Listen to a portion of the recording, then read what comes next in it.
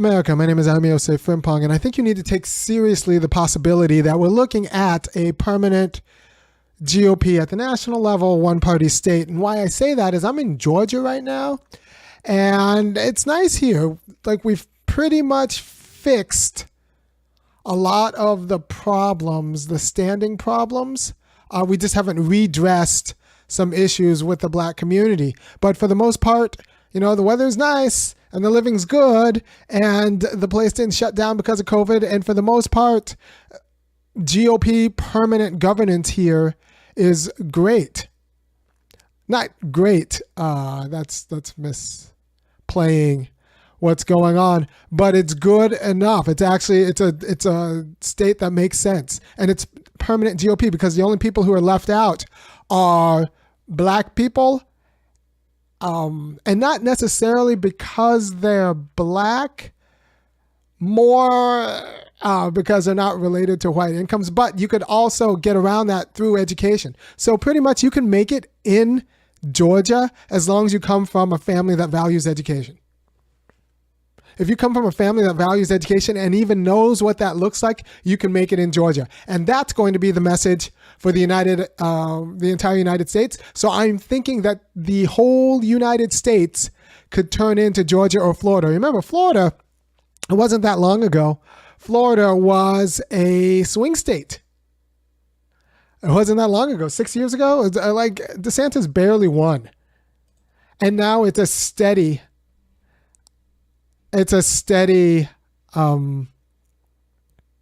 Republican state. And so you have to think that unless you can identify the problem with GOP governance, it can just metastasize in a way that I don't think Democrats are really taking seriously as a problem for both governance and the realization of self-determination, because we fixed a lot of the problems in the culture. So if you have a family, and I'll say this again, if you have a family that actually values education, you can do quite well in Georgia. You say the Klan runs the South. How does a black person overcome that with education? Well, because the Klan runs the South, but they're doing so well that they'll allow you to carve out a nice little life for you. Plus, there are so many black people that they're just jobs to be done.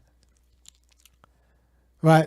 You can actually, if you are a well-educated, if you come from a black family that values education, you can carve out a nice life in Georgia, even though it is a Klan state and black people are an internal colony. The problem is, if you come from a black ADOS family that values education, what it looks like to value education might not be sufficient.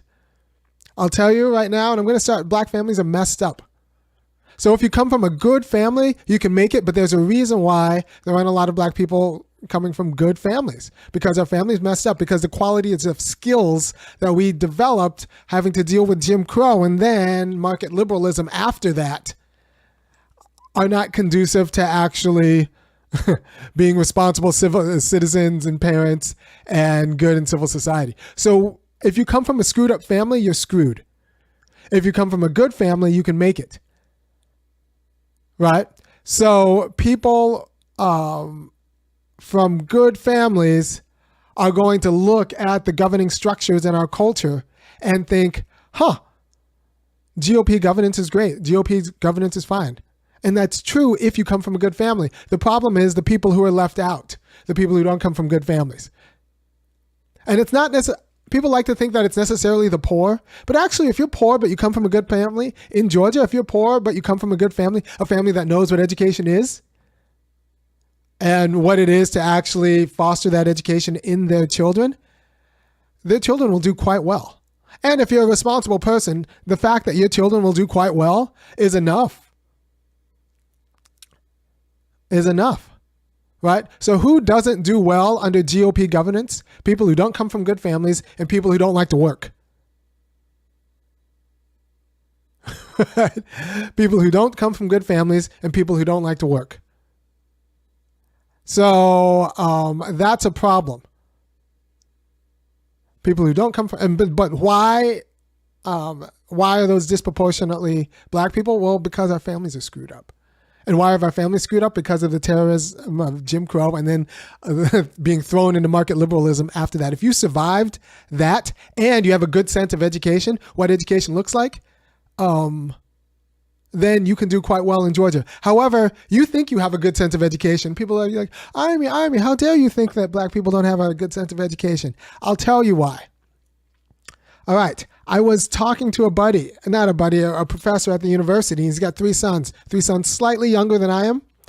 And we were talking about strategizing with kids and just like, how do you do that? And he was like, yeah, with my first two sons, I did fine. But my last son, he never finished his education. And so I feel like I kind of failure with that. And then I asked him, oh, that's too bad. Because when I hear about a guy who says like, well, my son never finished his education, I think, well, he dropped out of high school. He dropped out of college. No, his son who never finished his education is ABD. That means all but dissertation. That means he made it through. He went to the University of Chicago. He made it through high school, a fancy college, a PhD program, finished his master's, has all but finished his PhD. And so because his son didn't finish his PhD, he says that, he didn't finish his education. While his other two sons did finish their PhDs and now they're professors. Now this is an Orthodox Jewish guy, so one's a professor in, I think, DC, the other is a professor in Israel. And if you think you value education, but you don't think in those terms, then you don't value education the way you think you do, which is fine. You can care a lot, but you don't know what it means to value education because probably your parents didn't value education like that. Right? So if you come from that kind of family, America's great. Georgia's great. Even if you're black, the whole world can become Georgia and it will just make sense. But if you don't come from that kind of family, it's easy to get left behind. It's easy to get left behind. And the fact that liberals in general, but Democrats in the abstract are the worst parents in the nation. Like, liberals are so bad. Liberals don't understand family. That's why you talk to enough of them, you'll end up divorced. And they don't understand parenting, which is why their kids end up not winning anything. Not winning anything. It's not good that the better parents are not liberal, right? It's not good for the Democrats when you have to move out of a Democratic city in order to raise your kid, or at least that's the narrative that you have to move out of a Democratic city to raise your kid, because liberals in general are bad at family. Now, I wouldn't have to move out of a liberal city in order to raise my kids. I'm priced out. And that's slightly different, but liberals in general are bad at family. They don't understand the direct work it takes to actually work with kids. They don't have the patience. They're too busy thinking about themselves or feeling in themselves. They are bad at family. And you have to understand that if you are good at family, you could survive you could survive and even thrive if the entire United States turns into Georgia. If the entire United States turns into Florida. You don't even need that much money. Money always helps, but you don't need that much money if you have a good family and the whole United States is Georgia. You could be airdropped into Georgia. And if you have a few words of English, but you understand a family and you have your spouse with you and your family intact with you, you could do quite well because the rules are pretty clear. The civil rights movement and a lot of black freedom struggles, we fixed the nation. We're like I said before, we're like the groundskeepers who've created this beautiful golf course while everybody else was learning how to play golf. And so we don't know how to play golf, but we made this golf course for them now to get beaten by everybody else in actually the game of golf. So you're welcome, and then we get beaten, right? So the whole United States could turn into Georgia. The whole United States can turn into Florida. There's no constitutional check on that. And the fact that liberal Democrats are bad at so many different aspects of public life. They're bad at families. They'll price you out in civil society, which is why nobody can afford to live in California anymore. And then politically, they'll throw you to the whims of the market, right? Families divorce because liberals tell you to work, and make money, and you don't have to pay attention to family. I was thinking about the group of Gen X's that I'm a part of. I'm like young Gen X. And our parents are baby boomers, and baby boomers really thought that if they worked hard and made a lot of money, they didn't actually have to raise their kids. They could just send them to like other institutions that would raise them, and their job was to raise. That's not how you win, people. But baby boomers really thought that their job as parents was to like make money, and they didn't have to actually like raise their kids directly. If they made money, they could send them to like a fancy school and move to whatever suburb, and then not raise their kids. And it turns out that raised a group of screwed up kids for a variety of reasons. But the point is, there is no check on a permanent GOP takeover of national politics. There is no constitutional check on that. And the only reason it might not be the case is they might leave too many people behind. But if the only people they leave behind are people who come from screwed up families, there are other outs. So if you're a pretty girl who comes from a screwed up family, you can always attach yourself to an earner, right? In which case you'll be fine with GOP governance. If you're a guy who comes up from a screwed up family, you might be disposable, but you just might be disposable. You might actually so disaffective guys from screwed up families are the only people, because they may not be able to hold a job.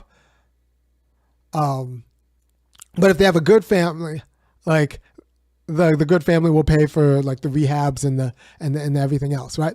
So who can't hold a job in Georgia? Who can't hold a job in Georgia? People from screwed up families. People from screwed up families. That's pretty much it. If you don't come from a screwed up family, you can hold a job in Georgia. Or you didn't find a way, or you did come from a screwed up family and you got into the military and they kind of taught you things that your screwed up family didn't teach you, you could hold a job in Georgia. So the entire United States becoming Georgia is actually makes sense to a lot of people.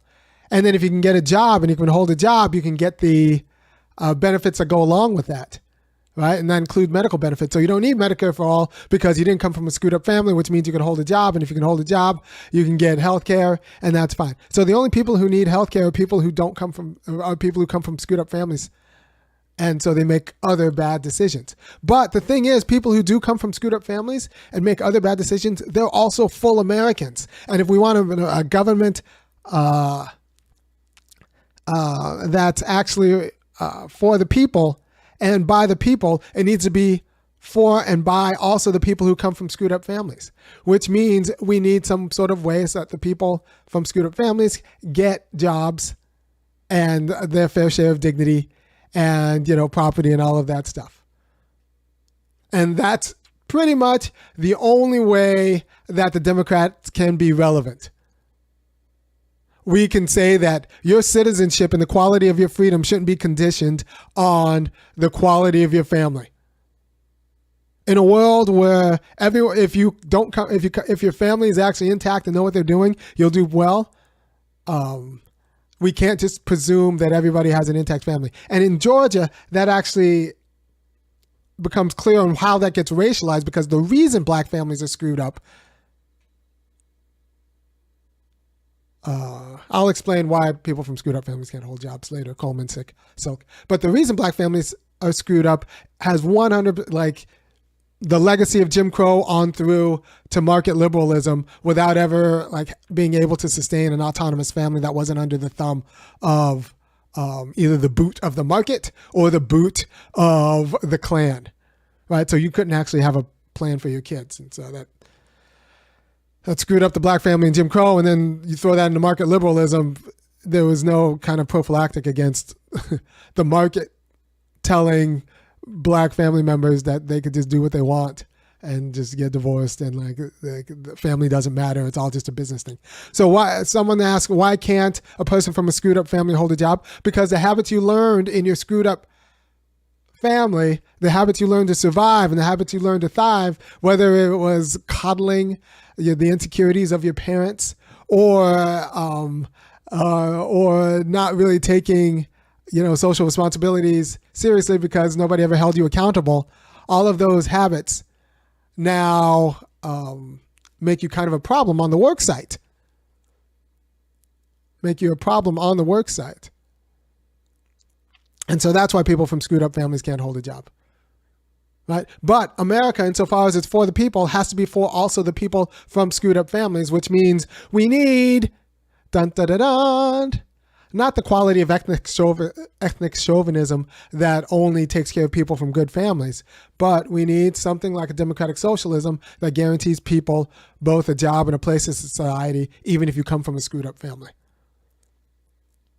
But we have to understand, if we're going to beat the permanent GOP majority, that it actually works. It actually works. I'm in Georgia right now, and honestly, even if you're black, you do not have any governing power.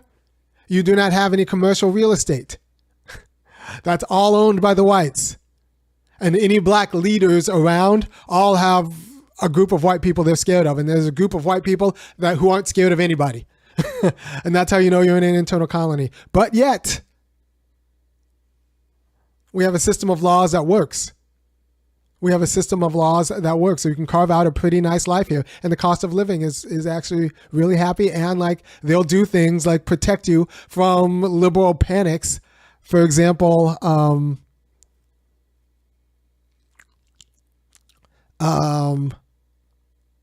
they'll protect you from liberal panics. For example, closing down schools during COVID. I'm very happy that I did COVID in a Klan state like Georgia rather than in California, because things stayed open well enough.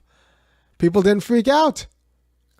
The Klan kept us from the liberal freakouts. The schools closed for too long, but some in the more clannish areas, they didn't close at all. They got to actually enjoy proms and stuff, right? So there are perks to the whole U.S. becoming Georgia. And we just have to understand that we could live in a world where the whole U.S. is Georgia and the whole U.S. is Florida. And that's going to be an attractive thing for everyone who comes from a family that works. Because if your family works, you'll be fine. You'll be fine. Because if your family works in Georgia, you're fine. Now, if you're black and your family works, you might not own a bunch of commercial property and all of that stuff, but you can eke out a pretty good living. You can eke out a pretty good living because your parents actually did their jobs with you. So it's not that hard to do well in school and all of that stuff. But most black parents don't even know what that even looks like because their families were screwed up. And their families were screwed up, like I said, because of legacy Jim Crow and then what liberalism did to the black family, which is a different kind of awful. Right? So if you want to avoid a permanent GOP majority, if you want to avoid all the United States becoming Georgia, you have to be honest about who's left behind in Georgia. It's not women. It's not necessarily black people. It's black people from screwed up families. That just happens to be a lot of black people because the stress of poverty and the stress of degradation, like for different reasons, creates a lot of screwed up families, has created a lot of screwed up families. But if for some reason you're poor, but you have an intact family, like you're a recent immigrant, you can thrive here, which is one reason why I think the GOP is going to become browner. Because, both Indian Americans, Asian Americans, and Latino Americans, if you immigrate here with an intact family, you're going to look at Georgia and be like, this place is great. We got a nation of laws. The white people are dumb. So our kids can do well in school and then go and beat them. But as long as they don't beat them too badly, they won't change the laws. So we can do great. Right? So the GOP is going to get that governing majority. And I say this because I look at our Governor Kemp. right? I look at our Governor Kemp. It was close between him and Stacey Abrams in 2018, but then they ran again in 2022, and Kemp won by a lot, and he's going to keep running by because he doesn't overreach.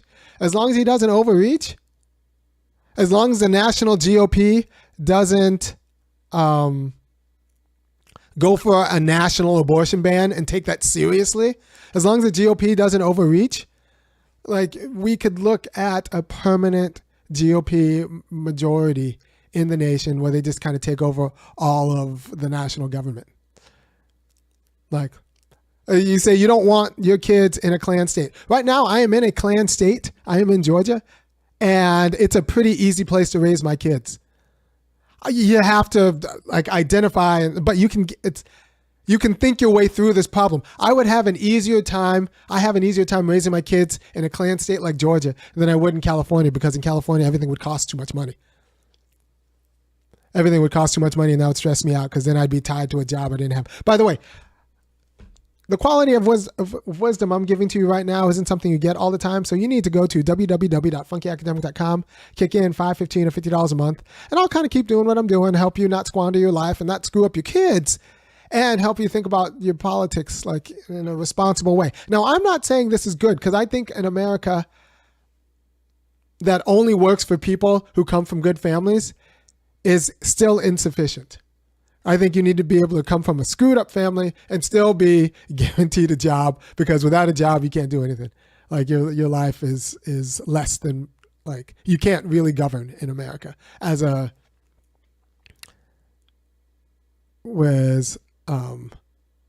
you can't really govern in America unless you have access to a good job, right? And we have in America where if you don't come from a screwed up family, you will have access to a good job. If your family actually values education, you will have access to a good job. If you even know what it is to value education, you will have access to a good job. The problem is that's not 100% of America, and we need an America that works for all of America. Now, the left gets this wrong, and I'll do another video on this because, like I said, there's a segment of the left that's anti-work. So they want healthcare, they want doctors working on them, and they want other people making roads, but they don't want to work. That's a problem with the left. I admit that's a problem. I'm going to take out that part of the left at a different time. I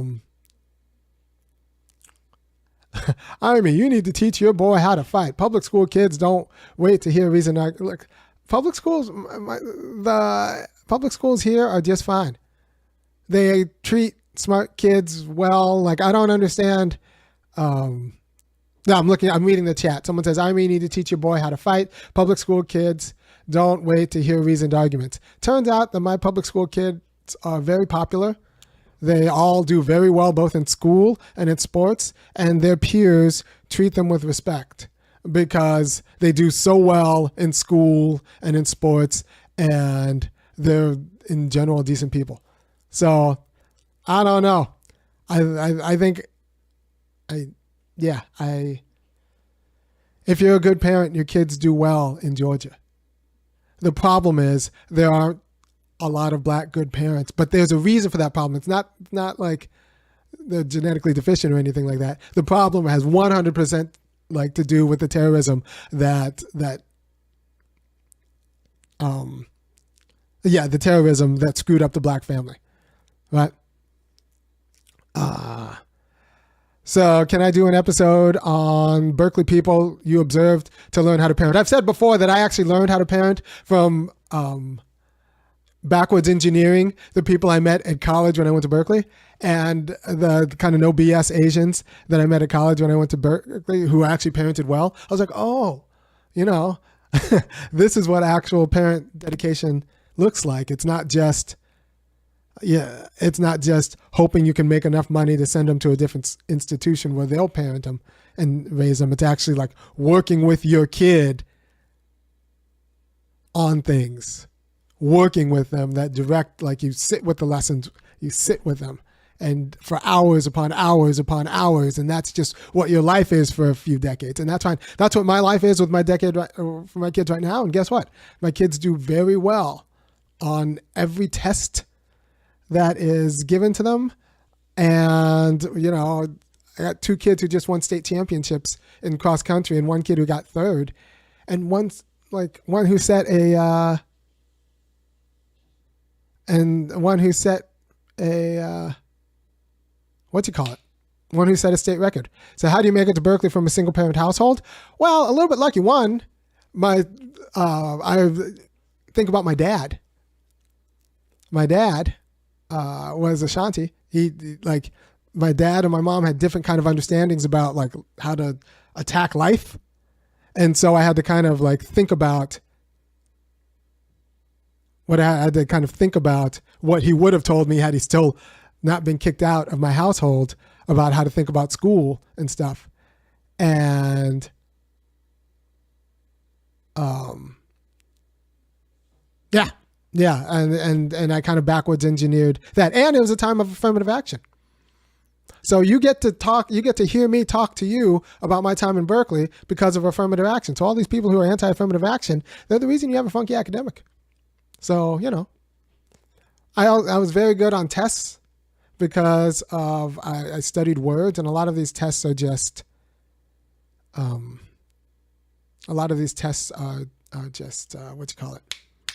vocabulary tests, elaborate vocabulary tests. So, what do I advise families where both parents have to work? They can't afford to stay home and homeschool their kids. Well, cut down your hours at work.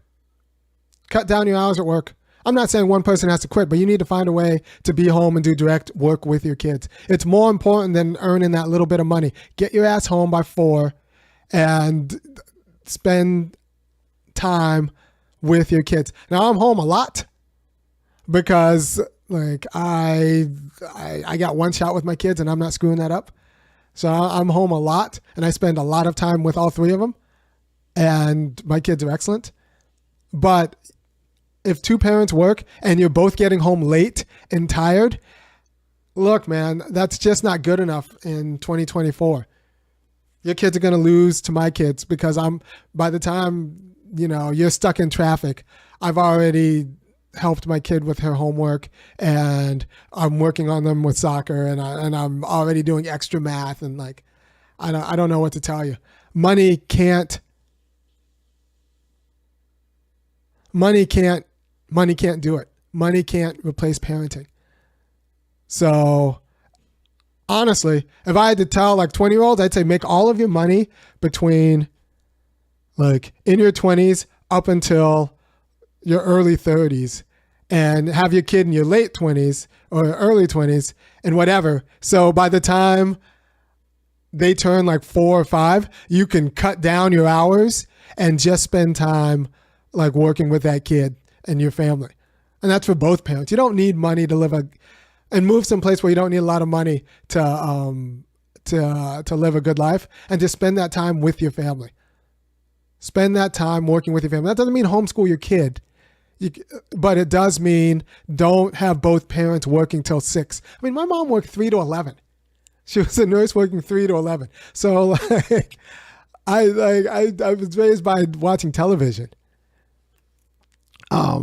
And a lot of people from screwed up families end up throwing their kids into the military and have the military teach them that all the things that their family didn't because the family was too busy doing other things. But black people, the military is scary because I just always feel like you're asking yourself to be cannon fodder.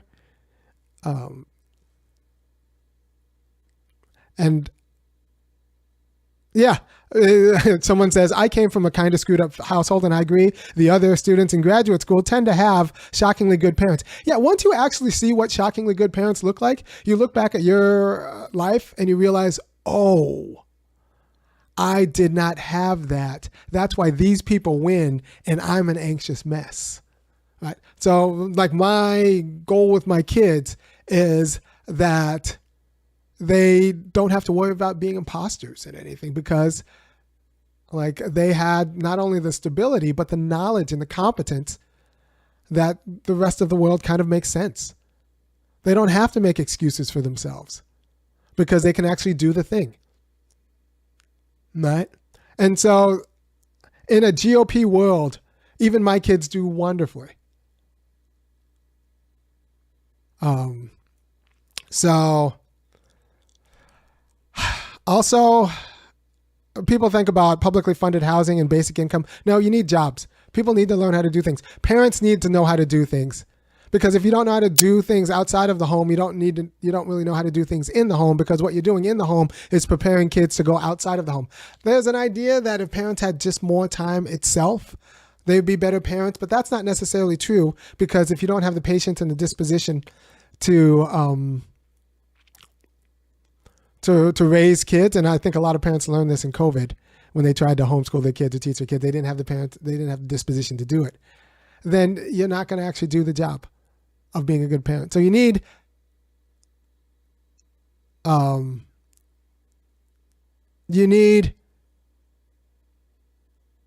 pull back. You need to pull back on your work, but you need to actually work. Just pull back on it, spend more time with your kids, and actually work with them on their education and development. And they'll make it through a world where the entire U.S. is Georgia. And just know that those are the kids who are winning. Those are the kids who are winning. And a politics that wins, one, admits that liberal parents are bad parents because they assume that institutions will raise their kids while they make money and think about themselves. So liberal and a politics that beats the GOP majority understands that we need to guarantee jobs for people from bad families and that the market's not going to take care of them. But it's also not their fault. And it's not even their parents' fault, because often these kids come from screwed up families because propaganda got into their parents. Propaganda told their mom that it's cool to divorce their dad. Propaganda told them that parallel parenting is actually a coherent way to parent. Like, it's a lot of propaganda that convinced it's a lot of propaganda that convinced bad parents that they were enough, right? Like, if you knew what I'd put my kids through every day, and then you think about like what you do with your kids, you'd be grateful that you know what I put my kids through every day. But two, you'd be like, wow, my kids and the kids of my kids' friends are not ready for this world, right? And I don't even homeschool my kids. I'm just with them a lot. And honestly, I take them to school late, and I just rack up the tardies because I want to work on them one-on-one for certain things. And so I just take them late and rack up the tardies. Right. So the way to beat the GOP majority at a personal level is like, you're going to have to train your kids yourself, because they're going to gut a lot of public services that didn't really do that great of a job anyway, but they're going to gut them. And the way to beat the GOP electorally is to figure out who gets left behind in a state like Georgia. And I'll tell you one group that gets left behind: people whose parents aren't me. People whose parents have been like infected with a quality of liberalism that makes them bad parents. Right? So I'm going to do another video probably tomorrow on the difference between opportunities and rights, because an opportunity economy still kind of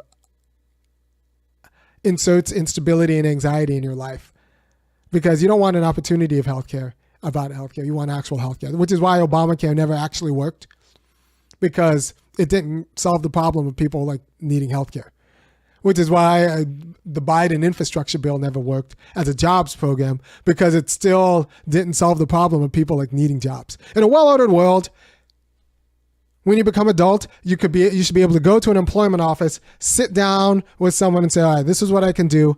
This is what I know. And they interview you and they say, come back tomorrow. We'll get you started with a longer interview process. But for that interview process, you get paid $14 an hour to sit through and just kind of go through the interview process while you get sorted. And then when they sort you, like, a week later, you get $25 an hour for on-the-job training at whatever job you've been sorted at. That, in a well-ordered world, we could do that in the United States. That's what it's like to guarantee people. That's what getting a job should be. It shouldn't be like getting ChatGPT to write a cover letter that nobody's going to read while you fake your way through a resume and all of this other stuff that's kind of inappropriate gatekeeping, but is not really like necessary. And since everybody needs a job if you're going to be a functioning America, it ends up just training people to suck up to people with money in a way that's really unbecoming. So an employment office should be like you go and sign up for employment. And then when you work your job, you still have to do the work. You still have to do the work and show up and do the work. But when you work your job, you get all your benefits. And then you're not just some sort of taker in society who expects other people to work for you and work on your body, but you don't contribute. So a real right to work, a real jobs program is a federal job guarantee, not just a random infrastructure bill that will create jobs in the abstract, but then you got to find who's hiring, and then like it's just all very complicated. So and demoralizing, and you should be able to get through this life without kissing up the white ass. And I want a politics that allows black people to get through this life without kissing up the white ass, which I think is a winning argument. I want you and your kids to live a life where you don't have to kiss up to any white ass. You just have to do your work and be good to your community. Right? So I think that is a winning argument, and that's going to have to be the only winning argument against the looming GOP majority. Because pretty soon, California, that might even turn Republican. Look, when I grew up in California, it was like, I remember when Arnold Schwarzenegger got arrested. People are going to get tired of liberalism and taxes. People are going to get tired of like having to worry about their kid, like their kid like thinking life will be better if they change genders. So now their kid is trans. People are going to be tired of like the fact that liberals are the worst parents in the United States. So California, Oregon, excuse me, California, Oregon, those are going to be part of the GOP majority soon enough, unless the Democrats actually can identify what's wrong with Georgia. What's the matter with Florida? Because there are some things that work. Almost a year of Democratic Congresses, almost a century of Democratic Congresses have actually like ironed out a lot of the kinks in America. So that for the most part, unless you come from a screwed up family, even if you're poor, America works. It's harder if you're poor. You might have to wait a generation, but for the most part, like even if you're poor, America works for you if you come from a decent family. Tim Connerson said, "Do I think that people should do jobs even when AI can do the jobs?" The thing is, I think that there are so many jobs that need to be done by persons. You shouldn't have to worry about AI, right? I'd like to get class sizes down to like 2. Get elementary school class sizes down to 2 and 1. And if your whole job is teaching one kid all year long, that's fine. So until we get class sizes down to like 6, don't talk to me about AI taking over your job. I want to see wellness checks for older people. I want to see there's so much elder care that needs to be done that can't be done by a robot or an algorithm, and isn't really done very well in telehealth, right? So there's so much work that needs to be done by people. We need to think about all of the human touch work, the work that takes thinking, the work that takes thinking that's not going to be done by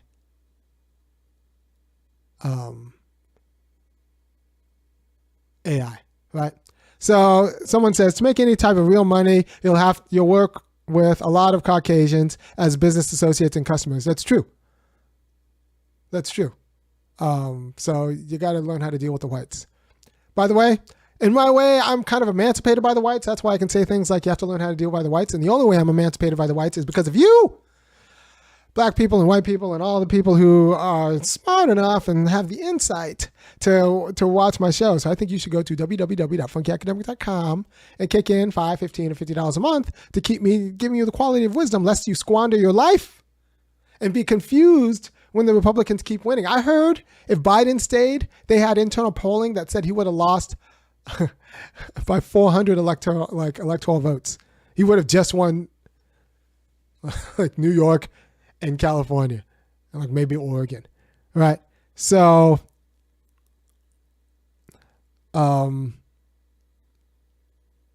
we need to understand that there is no constitutional reason why the GOP majority won't be permanent. And Democrats are incompetent publicly incompetent. And COVID gave the lie, exposed Democrats as being publicly incompetent at a great many things in terms of both governance.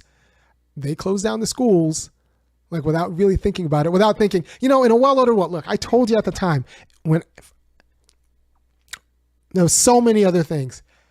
We are a powerful nation, a smart nation. If we wanted to turn COVID into an opportunity to build like mobile, isolated schools, we could have done that.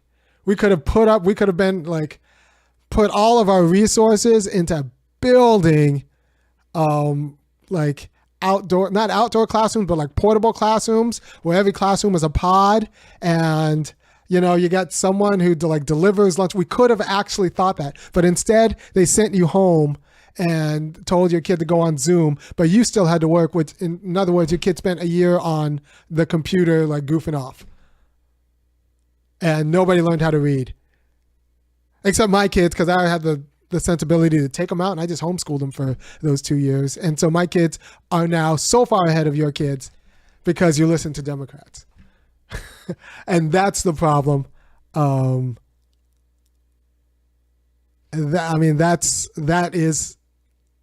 That is a problem, right? So we have to deal with what it means that the whole United States is turning into Georgia, that the whole United States is turning into Florida, and that's both non-ideal but not awful, because in those states you actually do pretty well if you come from a good family. But the problem is all of the people who don't come from good families and can't. Yeah, you can't, because you can't make them sit down and watch me right now. And we need the response to the whole nation becoming Georgia and the whole nation becoming Florida is that it leaves out the people who weren't raised in like Ironme's kids. It leaves out the people who weren't raised in good families. And that's got to be a response. So we need a way to make sure that those people participate in self-government at a responsible way. That means they need to have a job and that they can carve out a life. How do I protect my child from bullying? It's weird. My children don't get bullied. They're good at everything. They have self-confidence. I don't understand. My kids go to regular public schools, and I got bullied because I was insecure, and I couldn't do anything. But if you can do stuff, your kids don't get bullied. If they're too busy doing things well. And kids who can do things well don't get bullied like kids who can't do things well. So, I am going to try, there's a jiu-jitsu place, a Brazilian jiu-jitsu, or I think it's regular jiu-jitsu, place that's close to me that I found out has free lessons for a week. So, and they take kids. So I'm going to take my kids to do that. But, for the most part, I don't worry about bullying because it turns out my kids are just super competent, and I'm making them super competent. And when they're super competent, it turns out it's not that hard.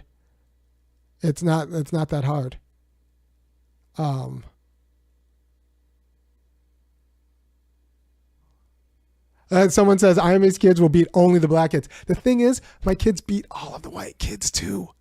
The white kids are not that smart.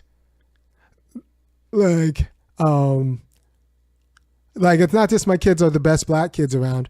No, they go to an integrated school, like, and they take standardized tests. Like, they have me as a parent. My kids beat all of the white kids too.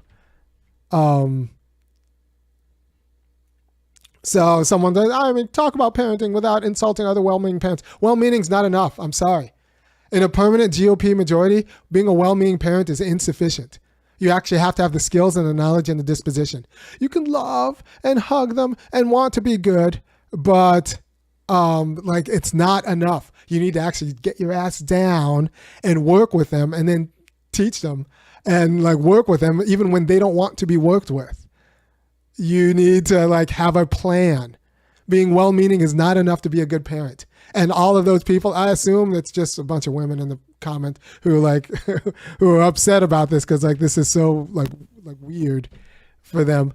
Being well-meaning is not enough. Being well-meaning, you've been fed a lot of propaganda by people who have never actually like raised a series of awesome kids, that being well-meaning is enough. like it's not enough. I beat like black parents and the the Orthodox Jewish parents I was talking about at the beginning of the show. The Orthodox Jewish parents are not more well-meaning, but they are more competent. They are more competent. And so they don't have to be more well-meaning. So if we put the two together, you get well-meaning and competent, then you get like great parents. You get great parents. Right? Someone said, I need me a white wife to be successful. Well, okay. So about that, people are going to, like, I don't think that's true, because you need a wife that's going to not get insecure when you are better than they are about parenting. Like, that's the most important thing. Like, once my wife and I used to butt heads, but once she's got over her insecurities about like not being the better parent, like, it was great. Now, a lot of black women will be insecure about not being the better parent and then think, well, come on, I don't need your money anyway. And then they will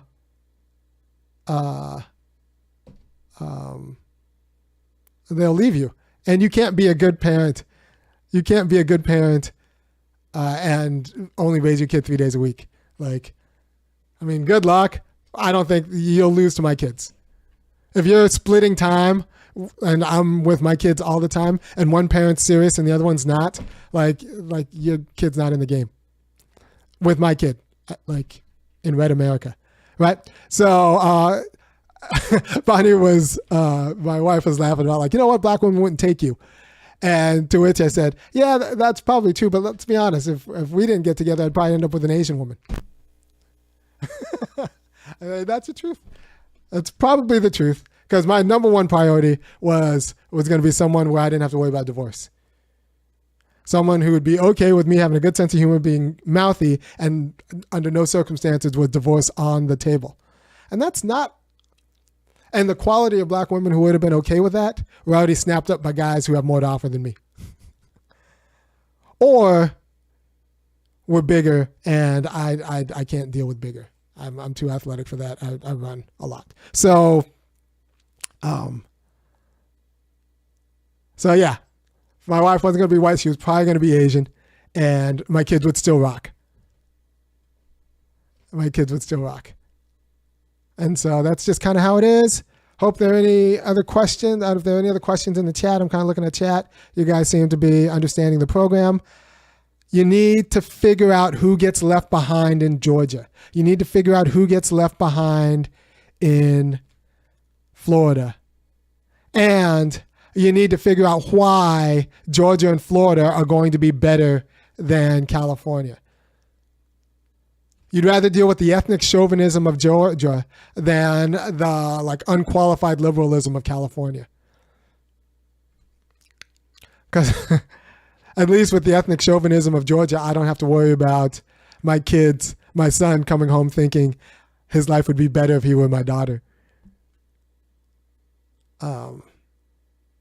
Now, with the ethnic chauvinism, I do have to kind of worry about my kids coming home if thinking that their life would be better if they were white. But I really kind of don't, because I'm dope.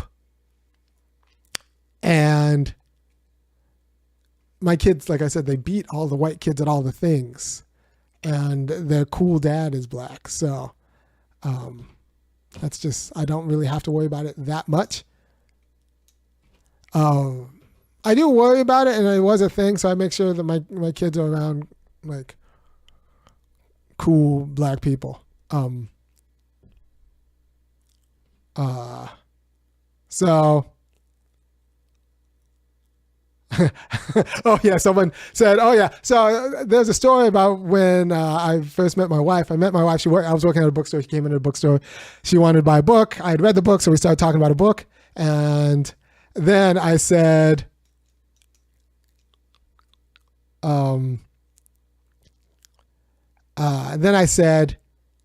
what did I say? Oh, we chatted. I took her out to a dinner, and the whole thing cost like $35. It was a relatively cheap date. And then afterwards, I told her, like, look, we had a great time. Like, we're doing great, but we're going to have to wait like 2 more weeks before I take you out, because I just bought this bike and I had just gotten paid, and I spent all my money buying on this bike and I can't take you out for another 2 weeks or so. And that's how I met my wife. Now get you a girl for whom that would work. And let's be honest, if you're dating a girl for whom that wouldn't work, that might not be the right girl. Someone says, just wait till Ayumi's kids stop listening to him when they reach adolescence and adulthood. The thing is, as my old kids get older, they listen to me more because they're winning. I'm getting the anti-revolt. My kids were worse when they were younger because I was so hard on them, and none of the other kids' parents were hard on them. And so it just looked like I was just so much extra. But now that they're older, they're winning, and all they do is win. So like, I don't have to deal with as many fights actually now than I did back then, because like they realize that the system works. So there's this idea that all kids rebel. And I realized once I went to Berkeley, like, no, it's just the kids of bad parents. It's just the kids of absentee or parents who don't know what they're doing rebel. Some kids make it all the way through their adolescence and teen years and high school years and don't rebel. And those are usually the kids with good parents, because the kids don't have anything to rebel with, because the parents actually set them on the right track. Oh yeah, do my kids know history? So with my oldest, who's 12, we're reading every day Mercer Baradaran's The Color of Money, which I think is actually a really good book on the origin of the history of the racial wealth gap. And I'm reading it with her so I can talk her through about like why all of her black friends are broke and why all of her basic white friends, who aren't any smarter than her black friends, do better in school and have more money and have nicer things and can have parties. Because all of her white friends have birthday parties, none of her black friends do, because all of the white friends have like all of these things.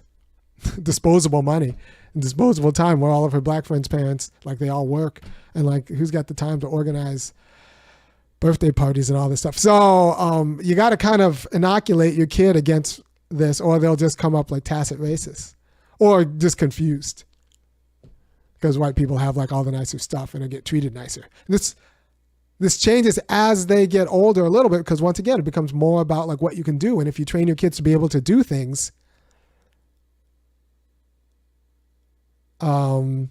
they'll just start winning at things. Like, now my kids are the best at everything. Like, in like my elementary schools, kids are the fastest kids in their grades. And let's be honest, at that age, being the fastest is pretty much the best you can be. like they are the best at math. They win all the awards. They don't win the spelling bee award. That's the one thing that other kids beat my kids at, because I just don't really emphasize spelling much. But they win all the math awards. They always win the reading awards, and they're the best athletes. And so if your kids are the best at math, best at reading, and the best athletes, pretty much everyone's nice to them, or like respects them, even if they like resent them. Even the white kids, like everyone is nice to them, and the black kids are cool. Like everyone, and they're good kids. My kids would not be friends with your kids. Yeah, it's possible that your kids would not be friends with my kids, but that's because your kids are losers. Oh, that's DOS. DOS says, my kids would not be friends with your kids. Yeah, because you screwed up your kids. You should want your kids to be friends with my kids. I could tell you my kids are like good influences on all the kids they're around. And since I'm a philosopher, they have kind of a spiritual understanding. Yeah, so I don't know what to tell you. America is now for people who come from good families. America is now for people who come from good families. And so, one, we need to make,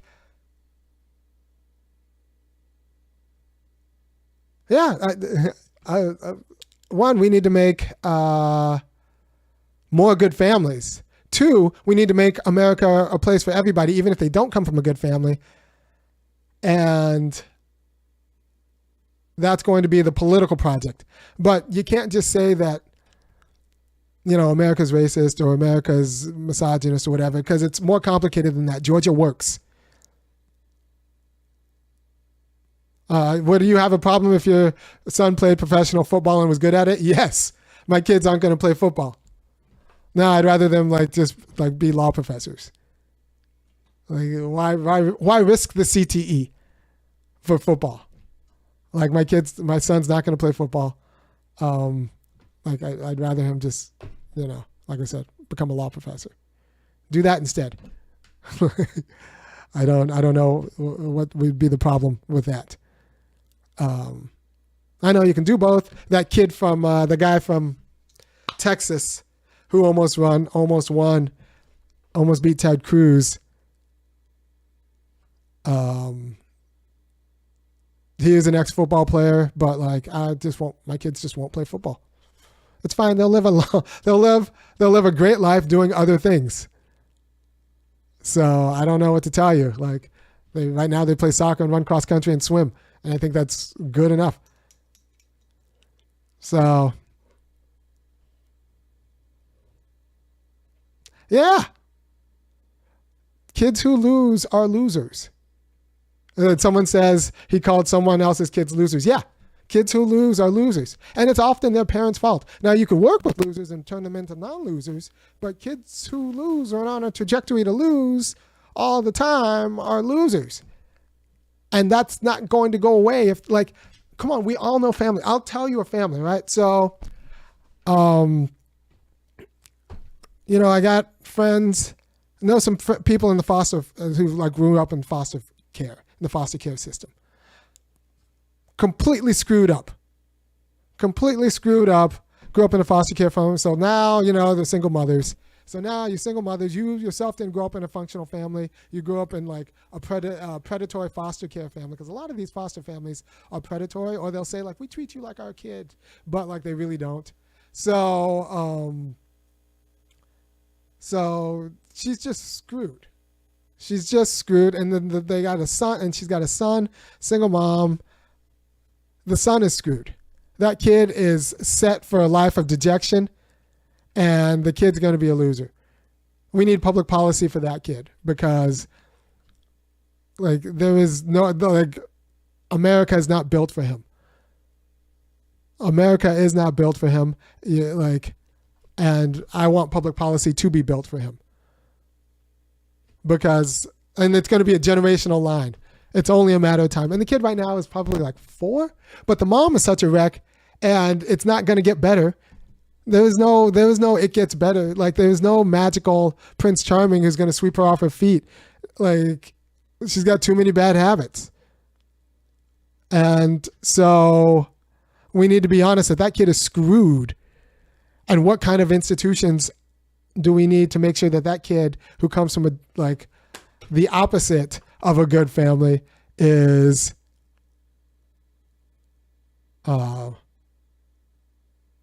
great. Would I have a problem if your daughter is married into a wealthy family just for the money? Yes, because that means my daughters were boring.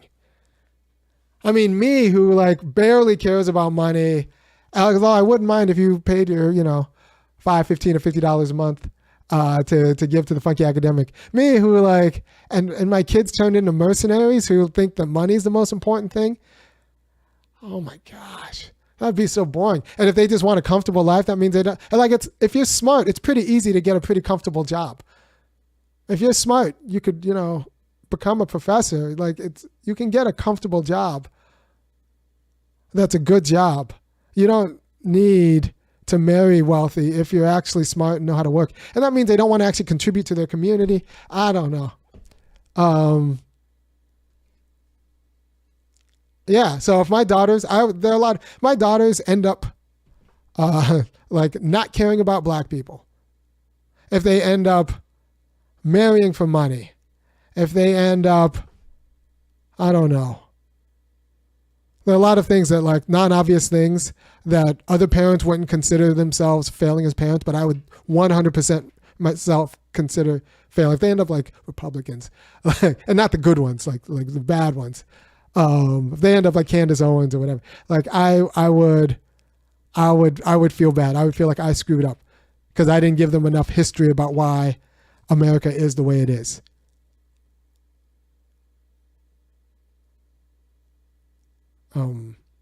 I would not I would feel like I screwed up if my daughters ended up that way. My daughters ended up mercenaries. Someone says, we don't know what the world is going to be when they are grown. Yeah, we do, but don't we though? Like America is not getting, there is no America where being the best in your class, being very good at math, science, reading, writing, and speaking does not, and being able to responsibly carry out a task to its fruition.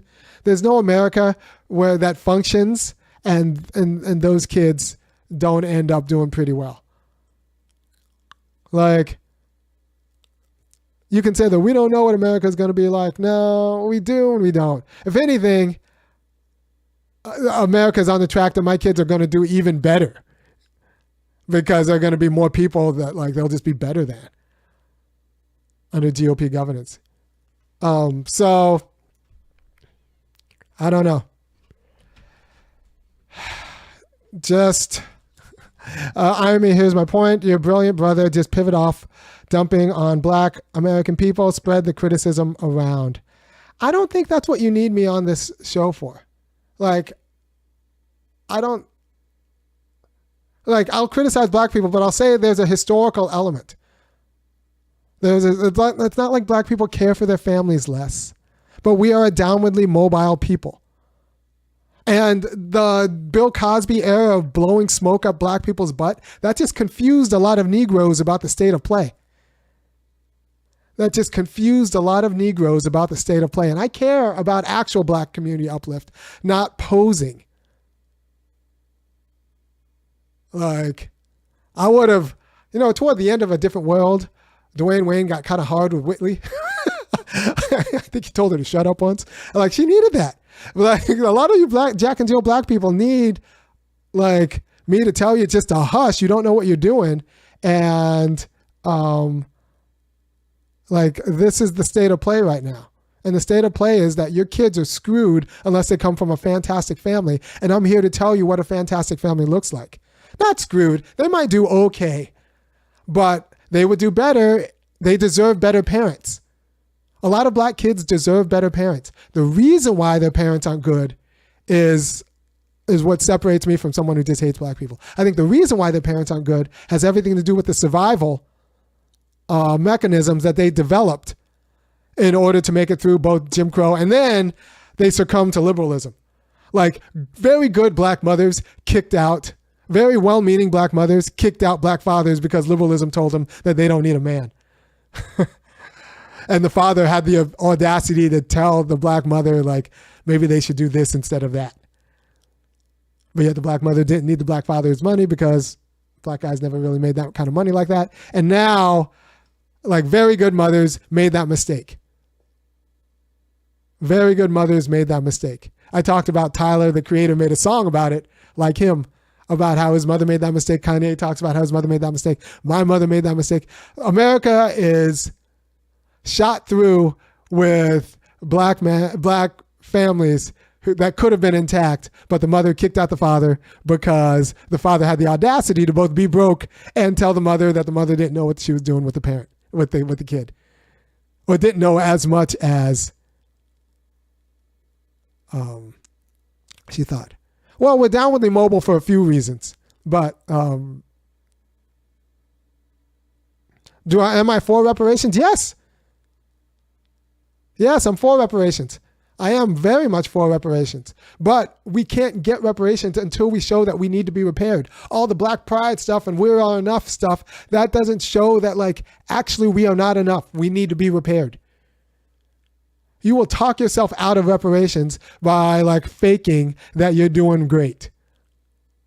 You will talk yourself out of the argument, out of reparations by pretending that Jim Crow didn't do a fucking job on the black family, and then that it getting thrown into liberalism didn't do a job on the black family. You will talk yourself out of reparations.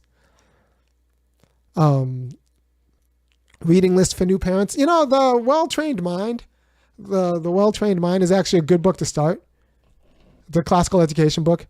The math curriculum I use for my kid, I kind of love. Yeah, Black Excellence has done a number on ADLS. The idea that, like, black excellence is enough, or that, like, we can just be the best, like no. Like, no. Like, the black excellence crowd is talking themselves out of reparations. The whole, we're not poor crowd. Yes, we are. Like, I think 50% of black families' household incomes are under $50,000. Half your people make under $50,000. If you're making under $50,000, you can't make moves in America. That's half the people. And that means $100,000 isn't real money.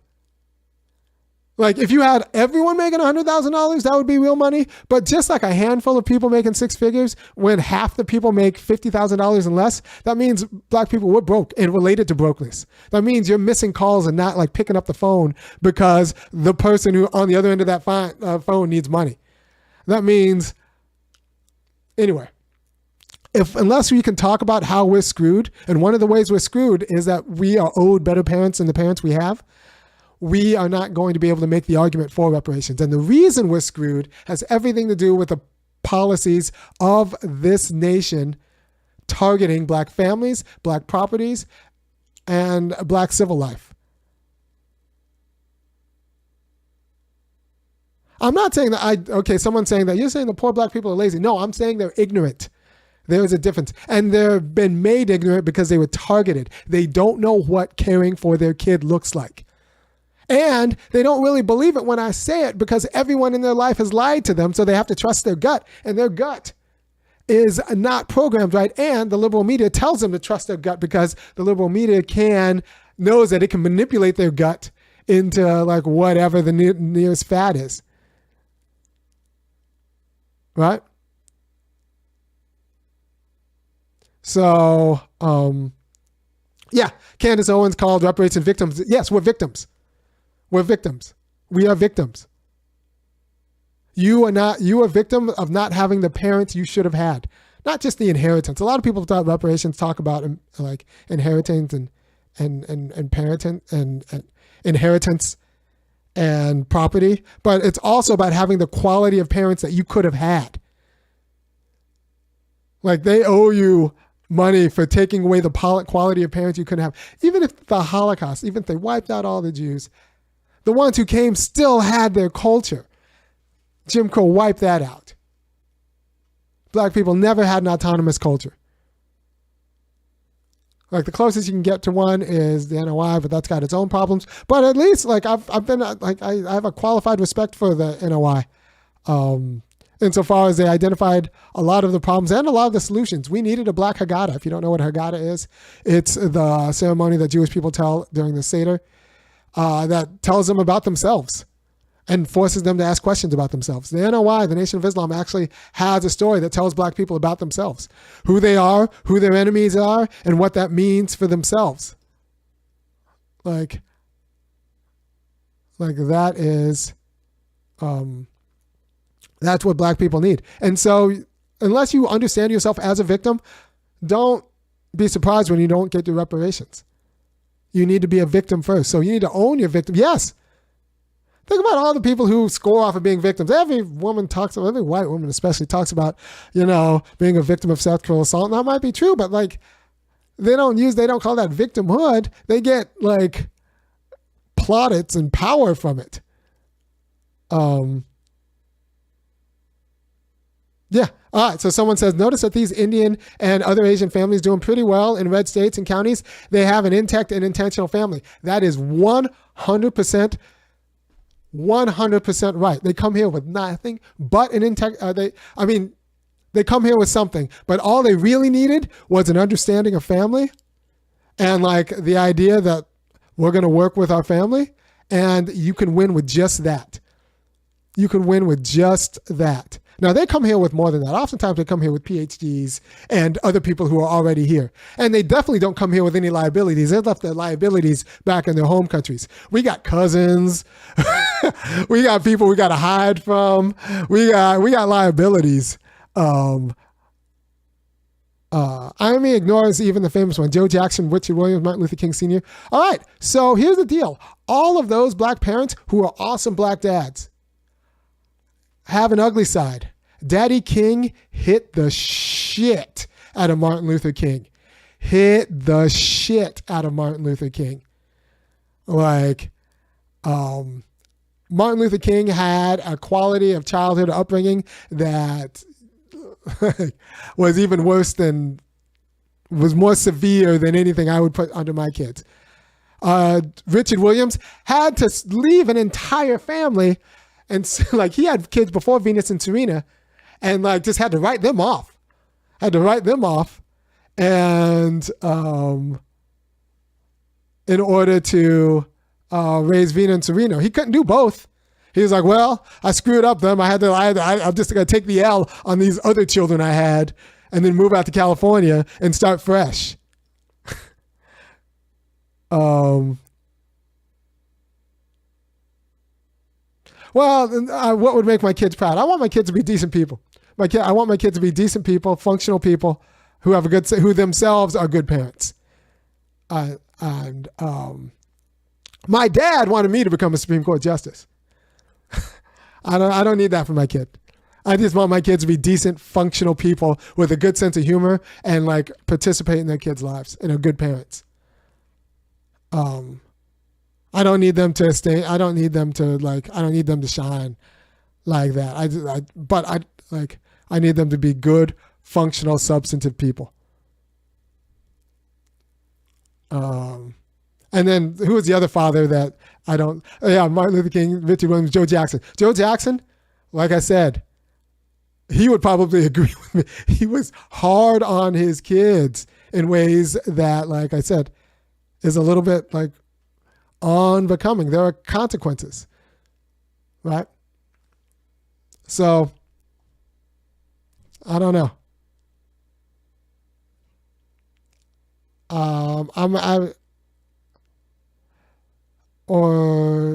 Are you advocating for great parenting or making parents into Jesus? Look, you are all your kids have. You are the most important thing. Your kids, you owe it to your kids to be the best. Your kids are owed the best. Black kids are owed the best parents. The United States robbed black kids of having the best parents. And this is the state of play. By the way, my parenting playlist, I put it under free game because a lot of the free game advice is how to get girls to slay with you. A lot of the videos I have under free game aren't just getting how to get girls to sleep with you. I don't care about that. I want to get how to get women, the right women, to marry you and then not divorce you, which I think black people need more than anything.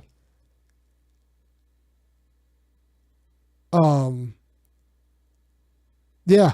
And look, a million, someone says that like, well, consequences of being a millionaire. A million, I don't want my, like, first of all, a millionaire is not that much money. Plus, I know millionaires who screw up their life because now all their money goes to their kids' rehab because they spent all of their money, all of their time, making money instead of watching their kids. So now their kids are screwed up, or now all their money goes to their kids' divorce lawyer, or they have to watch their kids be bad parents to their grandkids because they never spent the time actually teaching your kids how to be good people. So now your kids are bad parents. I don't have to deal with any of that. Keep my kids not millionaires, but actually be good people and competent people, and I'll be fine. All right. And look, you give me, like, there's so many millionaires who are bad parents because they think the money will do the parenting. And I'm telling you to quit your job. I mean, were you a virgin at the time of your marriage? No, I wasn't a virgin at the time of my marriage. But I'm telling you to quit your job or cut down the hours and get home by 4 o'clock for your kids. Cut down your hours, work from home, get home from 2. Like, learn how to be a soccer coach. You know, the YouTube right now, you can learn how to do all of these things to be there for your kid through YouTube.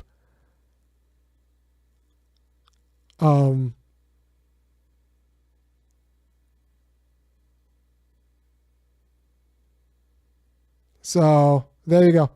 So someone said, can you make a concise video? What? No, I want you guys to clip this up, cut it up, and put it on YouTube. And, well, look, you go to www.funkyacademic.com. I can finally hire someone to clip all of this stuff up and do it. But right now, I'm starting to write my dissertation. I'm raising 3 kids, and I'm just trying to help you not screw up your family. And I don't have time to go back and edit everything. Raise your kids to be mercenaries. Every other group is doing this. Yeah, but that's not the answer. Raise your kids to be patriots. Raise your kids to be patriots. You don't want your kids to just be mercenaries.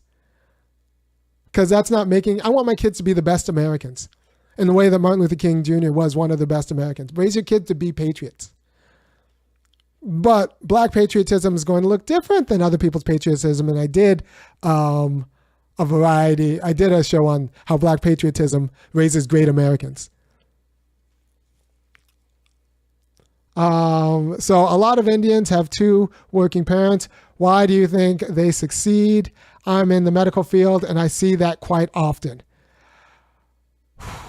All right. So they're not afraid to hire help. They're not afraid to hire help. Everyone's kind of on the same page, so you can be efficient if everyone's on the same page. And also, success looks like a lot of things. And I also want my kids to be athletic. So, like, I want my kids to succeed in all of the things I think matter. And so it's not just math and science. It's also,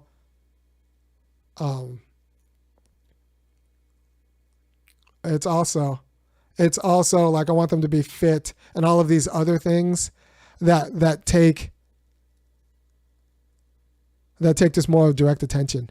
All right, patriots by any other name is mercenary. Well, patriot, I'm going to teach you something. The difference between a patriot and a mercenary is a patriot cares about the whole nation. I want my kids to be great Americans. A mercenary just cares about their particular aims. And I think you can do very well for yourself making good money in the United States by being a very good patriot. Now, it's going to be hard. You have to be very good because you're going to end up pissing off a lot of white people. So they're going to try to get away from you. Like, they're going to try to cut off your stream of income. But I think you can be decent. I think you can be very good. You can do well in the America that black people made. It wasn't always this way, but I think in 2024, you can be very good. You can make money and still be a patriot. You don't have to sell out. You don't have to sell out the black community in order to make money privately for your family. Make enough. You might have to sell out the black community if you want to be rich. But if you just want to like live well, then you don't have to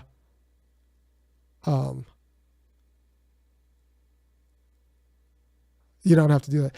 Someone asks, you don't have to be a mercenary. Someone asks, would I have a problem if my son was a professional NBA player with a gold digger wife like Jada Pinkett? Yes, I would. If my kids pick spouses like this, I screwed up. If my kids pick bad spouses, I screwed up. If my kids pick a spouse because, like, my daughters pick some guy because he's rich, I screwed up. If my daughters pick some guy, if my son picks some gold digger who's boring and just hot, then I screwed up as a parent. I screwed up. I suspect, I don't know, if I did my job at all well, my kid's not going to bring home trash. So,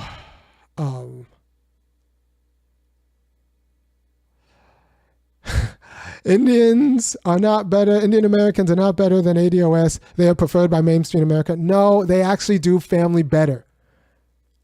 But the reason they do family better is, one, we don't see all of the Indians that they left behind. So we only see the high functioning ones. Two, their family wasn't attacked by their government the way ADOS family does, attacked by the government. Now, they might not care about their family as much as ADOS family cares about their family. It's not a difference in caring. It's a difference in competence, right? Like, you don't want the caring surgeon taking out your heart. You want the competent one. So you don't necessarily have to care in order to be the best parents, but you do have to be competent, and caring helps. But if you just care and you don't have the skills and you don't have the culture, you're not going to be competent. And and black children deserve competent parents, right? Yeah. So David Ben Huda Israel says his household income is above $220K and they homeschool. And first of all, Dawood, you need to kick in $50 to thefunkyacademic.com because I'm making all of America a better place for your kids. Although I suspect your kids are not black, but I'm making them I'm making the world a better place for your kids. I'm making America a better place, and I'm telling black people the truth. But yeah, you need to kick in what you need to kick in for the quality of wisdom that I'm giving you this late evening, when I probably should be reading more Hegel. All right, so let me think.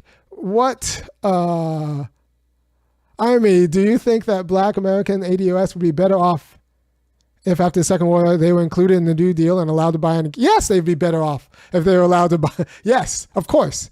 That's one of the reasons we're owed reparations. Yes, we would be better off if the United States. Thank you, Dawood, for doing your fiduciary duty to the quality of wisdom that I put off. And I'm going to be the reason a lot of people get through the next 4 years with any sort of sense and sanity. So, you really should kick in your $5, $15, or $50 a month. Be like Dawood. Be Ben Yehuda Israel. Be like Mr. Ben Yehuda Israel, and support the cause. Guys, I would like to actually, if this became big, I would like to actually get someone who could clip this up and put it out, but I can't do everything. Can't do all the things, people. So yeah, we were cut out of the Homestead Act, which gave white people property. We were cut out of the New Deal programs, which gave white people houses. We would be better off if we weren't cut out of the things that made American families stable. But right now, we have property problems. We also have family problems. We have problems that will be fixed with money, but we also have problems that will be fixed with culture. That can only be fixed with culture. Now, we can buy an autonomous cultural apparatus to build our culture if we had money. Right? If I had money, I'd be able to buy the advertisement and buy the clippers, and I would be as popular as you think I deserve to be. But right now, I'm a countercultural Negro in a world where we even tell black people that they don't need to listen to people like me. even though I say the sense, even though like I'm speaking sense, we live in a world where the black people who hear me the most won't be able to access me, and they're told by other black people that they don't need to hear me, or that like I'm not right because, my hair's not right, or I'm not right because, I'm not a big baller. But the thing is,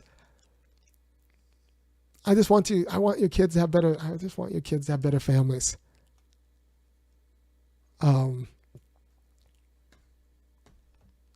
I just want your kids to have better families. They're owed the best parents. Black American descendants of slaves, the children are owed better parents than they have. They are owed the best parents. And I don't want to blame parents because it's not your fault, parents, for being a bad parent. I don't want to pretend that you aren't a bad parent either. You do not know enough to know. You do not know enough. You do not have the skill. You have not developed a disposition, because the skills and the disposition and the knowledge you have developed were to make it through your own dicey childhood experience, which is made dicey by these United States. So it's not that you don't care enough. It's not that you don't care enough. It's that you don't know enough. Someone's saying self-care is important. Look, I run every day.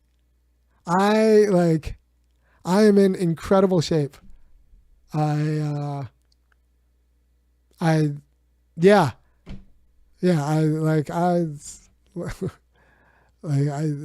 things you consider are important are just things that I don't consider are important. And I don't want people to get confused about like what's important. Like one of the reasons I look like this, when I was dating a lot, I used to I appeared like this. I'm actually kind of a handsome dude if I shave and like I said, I run every day, and I used to be in the gym for like a decade. So like I'm actually a decent looking guy, but I can always save that for like the fourth date. And that way it just got rid of all the gold diggers and all the people who were going to be a problem with me anyway. Because like anybody who's shallow when they're dating, when it comes down to raising kids, you're not going to take me seriously. Because I'm going to tell, like, you're going to be the one who says that my kid needs to have fake eyelashes and my daughter needs to have fake eyelashes and laid bangs and get my daughter a weave, and I'm going to be wanting to shave my daughter's head and teach her swimming and all of this stuff. And like I realized that the worst influences on my daughters were other women. Like liberal white women were the worst influences on my daughter, but like black women weren't much better. So I realized that the worst influences on my kids were other women teaching them how to be girls and women. Instead, so once I cut them out of my life, everything with my kids like became better. Yeah, so someone says lift weights too. So I lifted weights for a long time, from 15 to like mid 20s. I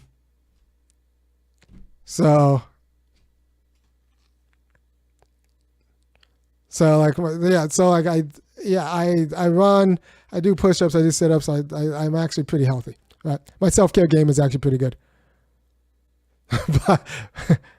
Black women were the second worst thing. It's the truth though. The priorities aren't what they should be. The truth though, because their priorities are what they are for a society that didn't really respect their mind, right? A lot of black women want the soft life that white women like get, and white women are trash for like that variety of white women are trash because they just want to kind of be whores to like a white guy. And so like they do, like their whole upbringing was about attracting a rich white guy. But black women, your upbringing can't be about attracting a guy. It's got to be about being excellent. And let's be honest.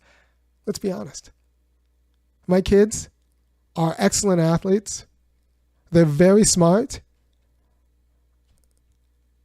Dating is not going to be hard for them. Like they're going to look good in clothes and be smart and funny.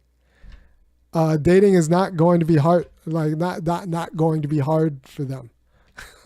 Like that's not, I'm more worried about them finding a nice like person that they can date than actually attracting people. So like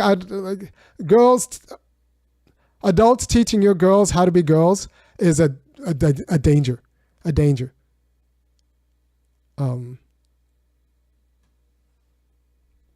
So any other big questions before I sign off?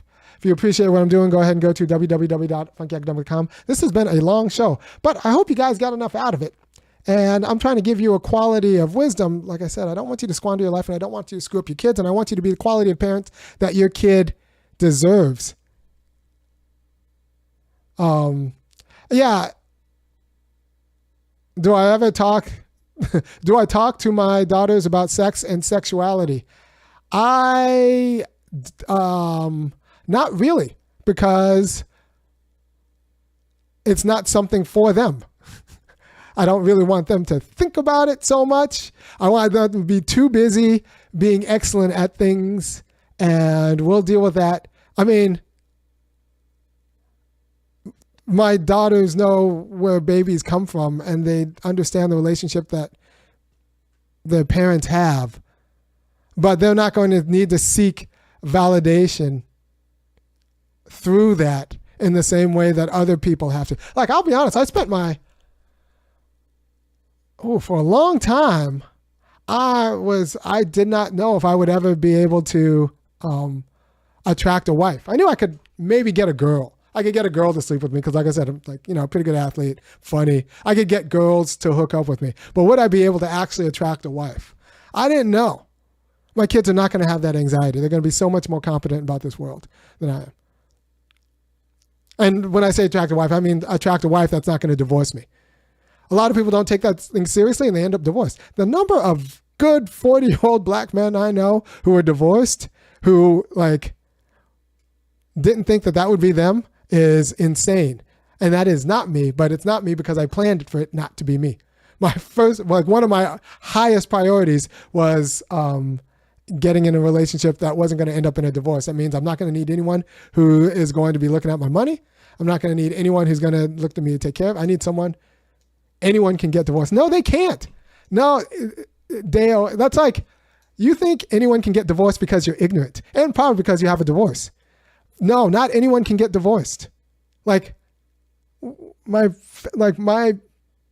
not going to get a divorce. And I'm not going to get a divorce because I married an adult who understands that that's not an option. Like, if you think anyone can get a divorce, it's because like you come from a degraded culture. You come from a degraded culture that didn't really take family seriously.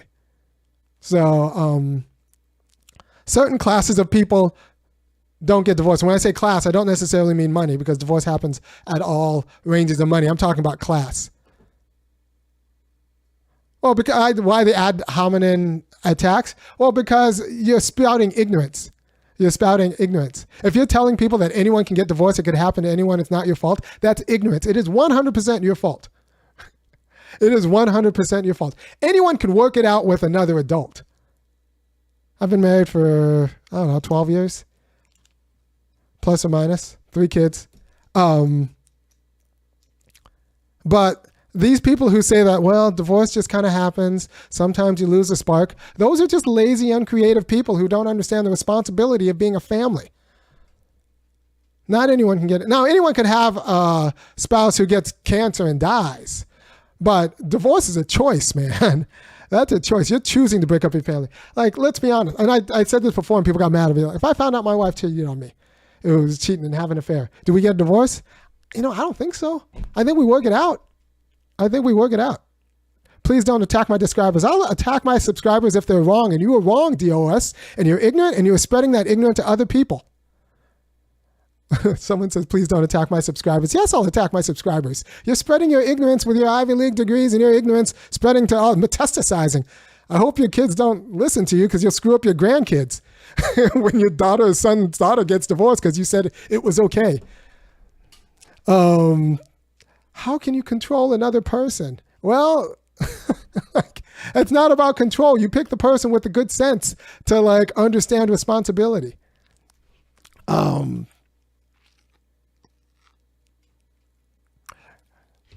If you say that it could happen to anyone, you're saying that it's okay. It can't happen to anyone. It happens to people who don't think through their responsibilities. It happens to lazy people. Not just choose better. The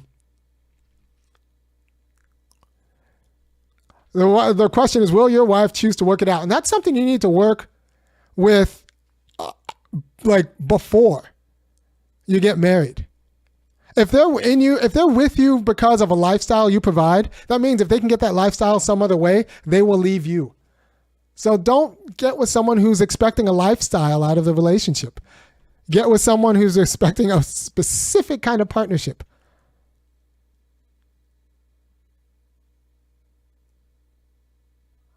Yeah. And what about abuse if my wife hits me? If my wife hits me, why is my wife hitting me? Why is like I don't like I guess I could take a punch. I've been hit by a lot of women. I think a lot of guys have been. I've been slapped by women. I've never done the other thing, but I've been slapped by a lot of women. Usually for mouthing off. But like that's never the end of it. You get slapped, you make it up.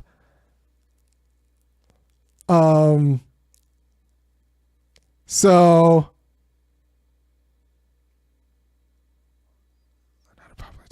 I think most of us never learned how to properly choose a mate. Yeah, most of you never learned how to properly choose a mate. A lot of women looked at, a lot of black women looked at white women and like through like television or whatever and took white women's standards in choosing a mate. And then it turned out that black men are not white men. And then when that didn't work out, they left them. Or like it worked out. Not, someone saying that I'm interacting with the chat in a way I usually don't. Yeah, I usually don't do these long streams where I interact with the chat, but it's late and I'm feeling gamey. Maybe I'll do a late night show. It's better than just kind of watching YouTube. All right, so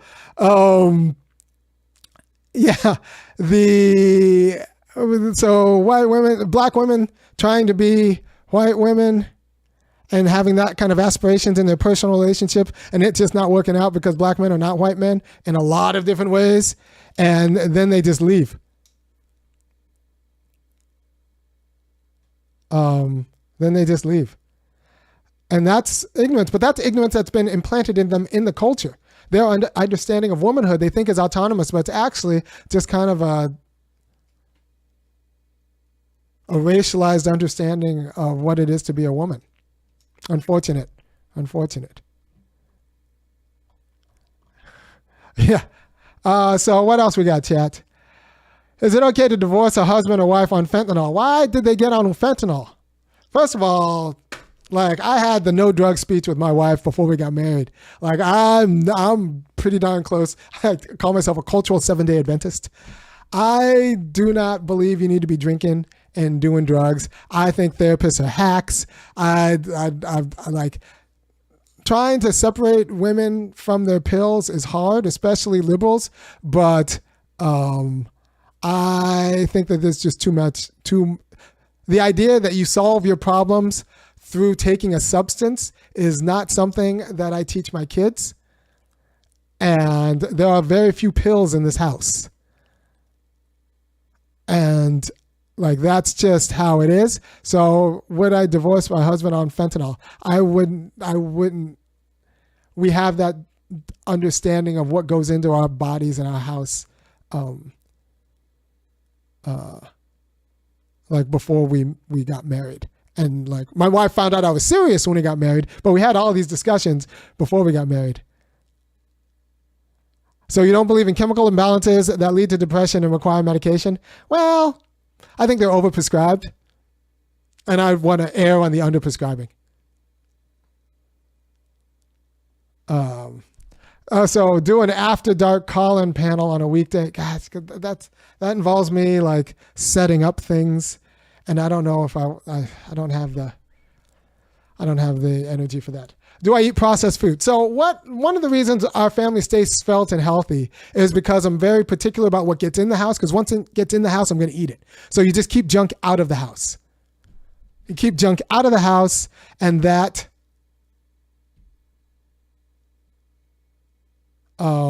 solves a lot of problems. Because if it just gets in, people are going to eat it. But if it stays out, people won't eat it. People call it genetics, but I have like people of various sizes in my family, and you know what the difference is? The food that gets in the house. So, the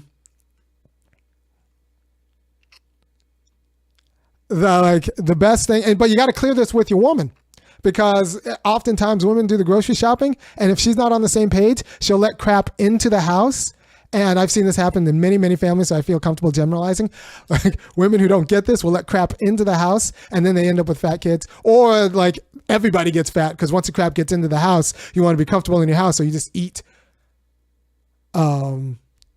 what's there. So you just just make sure none of that stuff gets in. How's Matthew the intern? Last time I checked in Matthew the intern, he was working at ADP.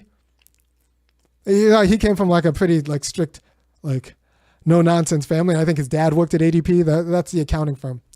And I think they're based in here in Atlanta. So I suspect, and he was a computer engineer. He's a lovely guy. I hope he's doing very well. Hell, that was so many years ago. Matthew might be married. Let me check in. Hey, if anybody knows Matthew, some people here know me from other aspects. If anybody knows Matthew, let me find out. Tell him to shoot me an email. Let me find out how he is, because I hope he might be very well. Does your wife see your children as black or biracial? Black. I have black children who have a white mom. My children are black. My children are black who have a white mom. And I think that's just fine.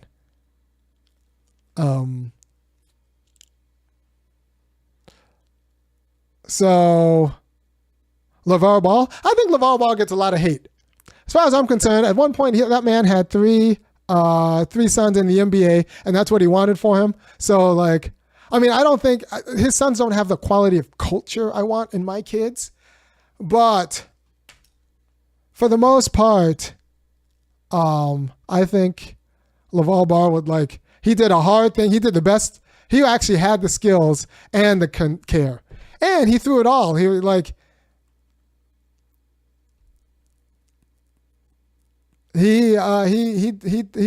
it all.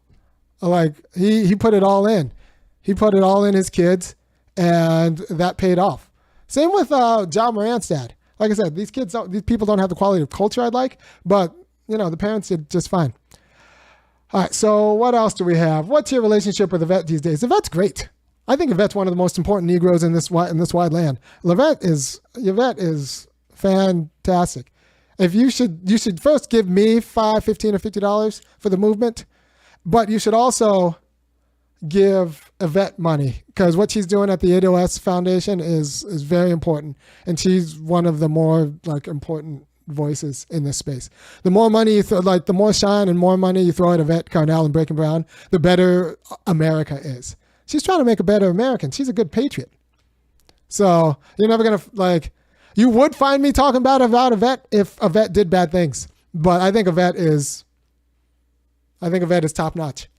I think she does important work. And the only thing she needs is a bigger microphone. And anything you can do to give her a bigger microphone, do it. Yvette Carnell is class act. In a pretty uncomplicated way. I think she's just great. I heard she was on ABC News. That's, like I said, Yvette getting on the news is great. Yvette actually helped me, because I've always been Yvette helped me talk. The rhythm of my YouTube voice, I had a little bit before I met Yvette, but she kind of gave me a lilt that I didn't have just kind of watching her work. I think she's a monster talent. I'm not going to lie. I think Yvette is a monster talent. And just the more microphones Yvette, imagine Yvette as your press person. That would just be wonderful. Like Yvette is, I think she's a monster talent. Imagine Yvette is like your press chief, your White House, giving your White House briefings. They would be outstanding. I want my daughter to be like Yvette. I mean, I want grandkids, so I want them to be straight. But like, I want my daughter. If my daughter was funny as Yvette and like as talented, as charming as Yvette, I would be so happy. I would be so happy.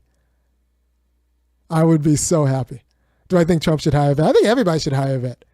I think Yvette should be queen of it. Like, yeah. Yvette is daughter goals for me. I want her to be in charge of all press. If I haven't made it, yeah, that would like, yeah. If I haven't made 50 million, I would give Yvette 5 without even any strings. She'd get the Jeff Bezos, she'd get the Jeff Bezos Van Jones treatment where Jeff Bezos just give Van Jones like $100 million just cause. I'd give Yvette just like money and just do what you need to do with it. I don't need to know why. Because she's that good. She's that good. All right, so go ahead, like this video, send it to your friends. This is long, so I guess I'll make this a podcast too tonight. And save yourself, SYSBM. Black man. I don't know what that means. What I wanted to save myself was from a divorce. I saw a lot of people, both my parents, and now a lot of black men my age, end up with women who would eventually leave them when things went wrong. The women were with them for the wrong reasons. So I did everything to make sure that the women who were with me for things that society couldn't strip away. Pretty much my mind. And for a little bit from my body. So so nobody ever came with IME because they thought I would buy them stuff. But I also knew that I was growing up in a world, and I'm from California too. I also knew I was growing up into the United States where women could make money. I didn't have to find a gold digger. Women could make money. And so if they were interested in money, they could make it themselves. And smart women, the kind of women I'd be interested in, could make money pretty easily.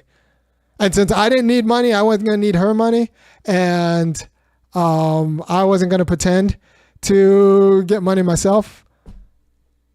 Then the women I dated were actually pretty cool. Once a lot of them broke up with me, but once we got past a few weeks, 100% of my ex-girlfriends are pretty cool people.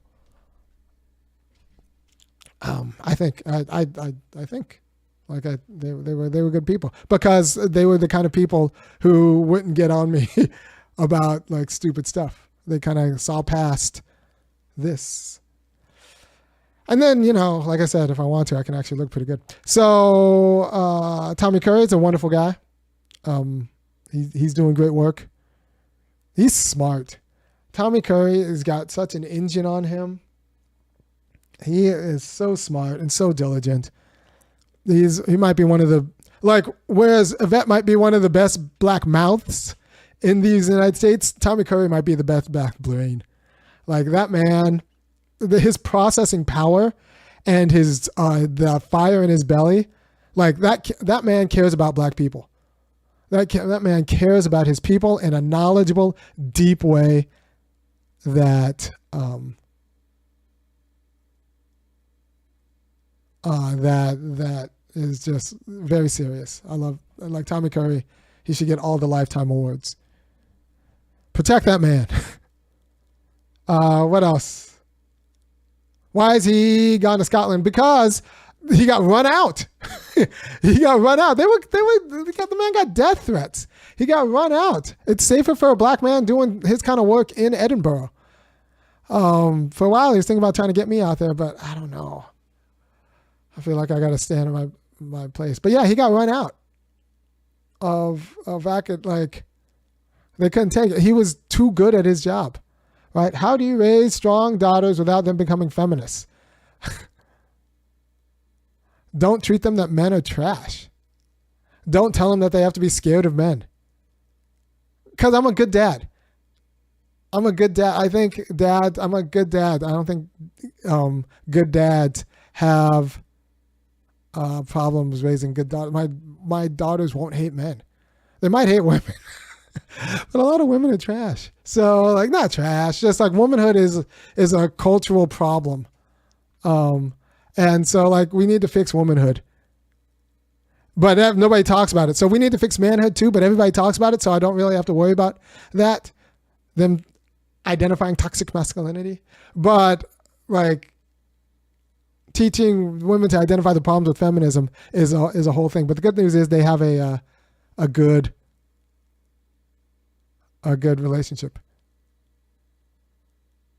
I mean, it's the tacit assumption that women don't have power and need to be brought to equality, when actually women wield a lot of power. And what I notice with my daughters is that women teach other women, especially little girls, how to wield power through their sexuality. So this idea that women are always an oppressed class that need to be brought up to equality, like, underestimates how much power women wield over men. Like, if there's a mercenary demographic in the world, it might not necessarily be men. With 2 out of 3, no, I need all 3 of my kids. And they get frustrated at me because like sometimes one kid will shine in one thing and the other kid want to go ahead. But no, all my kids rise together. And that means like, and I'm always with the last one. I'm always with the last kid. Of my 3 kids, they all rise together. And if there's one that's slowing them down, I'm with the one that's slowing them down, and I'm pushing them to catch up. And that it's easy. It would be in some ways my life would be easy if I kind of rounded off one of my kids. But if I just kind of rounded off one of my kids, but that's not, no, my kids, they're coming as a unit. There will not be any remainders. Like even LeVar Ball had to deal with Lagello. But there were no remainders. The Jacksons had to deal with, who was the untalented Jackson? Not Tito. There had to be one Jackson who couldn't do anything. Anyway, what happens? How do I deal with the fact that your children will most likely marry out and eventually breed out of blackness? I don't know. Mostly I want to fix blackness. I want to make your kids better matches for my kids. I don't really, I mean, doesn't every kind of upper intellectual black person have to think about that? But mostly I want your kids to just to deal with that. Make good black people for my kids to be with. And I want my kids to be appropriately bored with white people. So even if they were, even if they can't find a great black person, they will be bored with white people, so they'll pick a dope-ass white person. There's some dope-ass white people. So I just don't want, if my kid marry a boring white person, I would feel like I lost. I screwed up. If my daughter's married a boring white person, I feel like, man, what did I do? I do not want that. But if they marry a non-boring white person, someone who's actually funny, I'd be fine with that. And then a black person, all I need is for them to marry a black person if they listen to me. Like if whoever, my daughter's married, I think the most important thing is that they listen to me, because I'm probably going to know more about raising good kids than that. than that. Am I tired of being black? No, I embrace the struggle. I think it's the most meaningful struggle in my life. I think that's the most, but you have to understand it as a struggle. What would I do if I weren't black? I don't know what my life would look like when I weren't black. What would I do if I didn't care about the black community? I don't know. Nothing interesting. Everything interesting I think I do. Everything meaningful I do is going to be out of caring about the black community. I don't know if I would, my life would be so much more boring if I didn't care about the black community. If I would just, I don't know. What would I, that's like the whole, like I'd spend a lot of my time just thinking about how to make better black people. I don't have to do this show. Well, now I have to do this show because my wife's not working, so we need the $5, $15, or $50 a month from doing the show. But for the most part, I didn't have to do the show. I wanted just this show to raise the quality of Americans. And with that, I think I'm going to sign off. And yeah. Honestly, if I weren't black, I'd probably be like a big deal professor. I don't know. I can't make sense of that's a counterfactual that doesn't really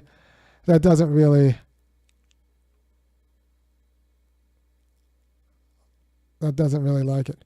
I don't know. All right, so T. Ada says, in my family, only the men who married black women are divorced. That's not me. I was reading a comment, but like, I'm just saying.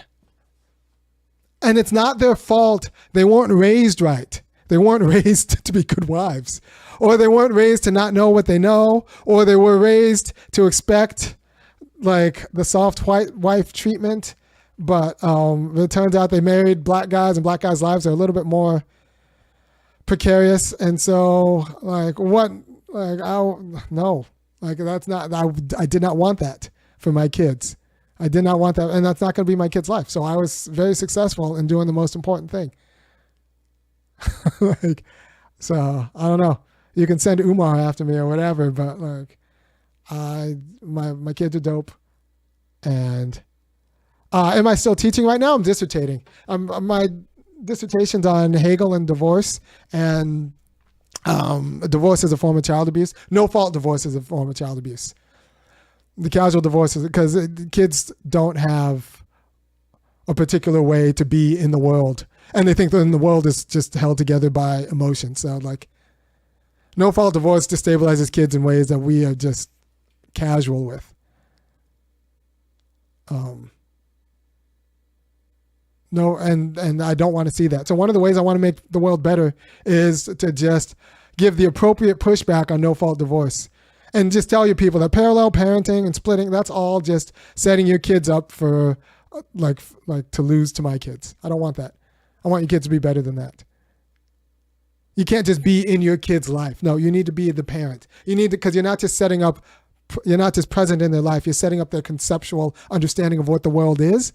And if that conceptual understanding of what the world is only happens 1 week out of 2, but the other week they're getting a different conceptual understanding of what the world is. It doesn't matter how much you're in their life. You're not like actually providing what a parent should. You should guest interview on more shows. Yeah, tell your favorite podcast people to invite me. Bree's funny. I like Bree. I think Bree. So in a well-ordered world, and my wife has a good sense of humor about this, so it'll be fine. So in a well-ordered world, I meet Bree when we're both in our early 20s, and Brianna Joy Gray and we get along. But what are the odds of that happening? So now Bree's single. That's not good, but that's better than Bree like being divorced and being a single mom. But like that's like, come on. The idea like there should be 1,000 Brianna Joy Grays. And just like there should be like tens of thousands of me's. But instead, like, I'd wake up and meet like Ebony K. Williams. And if Ebony K. Williams and I got together, you know how fast I'd be divorced? You know how fast she'd serve papers to me? She might think I'm great because like, I'm at a fancy school or whatever. And, I was at the University of Chicago for a while. So like, maybe she like, You know how fast we'd be divorced? That's unfortunate because she is not, I don't think that she has the skills to be my wife because then she would have to listen to me and listen to me. And while I'm broke, I don't think she's made of that stuff. I don't think you need to find you a girl who could respect your authority even when you're broke. And that's hard to do.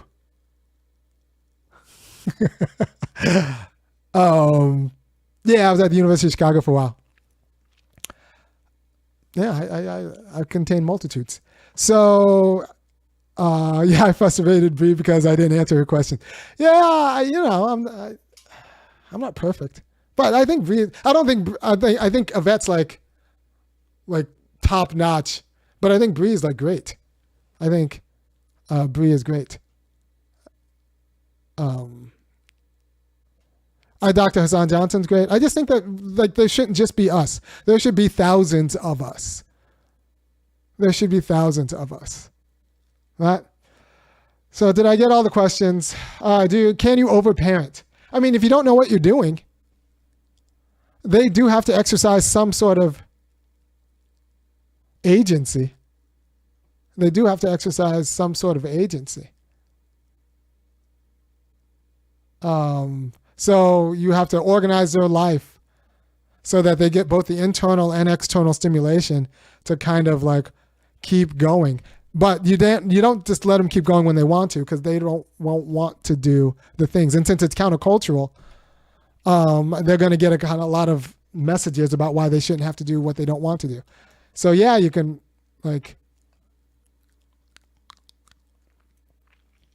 overparent, but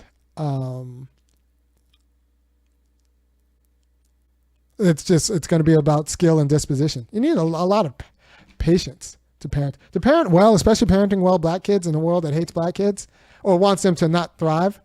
Like you need a special amount of patience and knowledge. It's just like, you need to think of it like three-dimensional chess. I treat fatherhood like three-dimensional chess. Look, I put my considerable intellect into organizing my kids' development.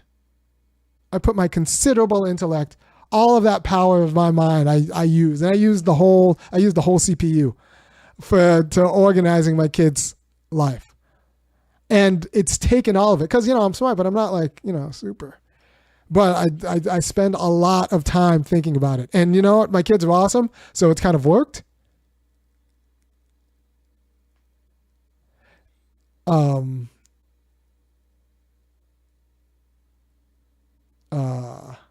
Yeah, someone says, I, me, Yvette, and Antonio are three versions of Dr. Amos Wilson. And you know who's the whole Dr. Amos Wilson? Tommy Curry. That man, Amos Wilson, Tommy Curry, those two, Francis Cresswell, like they're at a level. I'm at like a tier, but those two are incredible. I'm a tier above, Umar and Tariq Nasheed, but I'm below Tommy and Amos, and in terms of mouth, Yvette. Man, she would like put her in charge of the press and just let her go. I've never heard of him. Tommy Curry. Yes, that's how you spell it. And his book, The Man Not, is right here. It's dense. Tommy wrote it like if like it was the most important book of his life, and if he just wanted to go there. But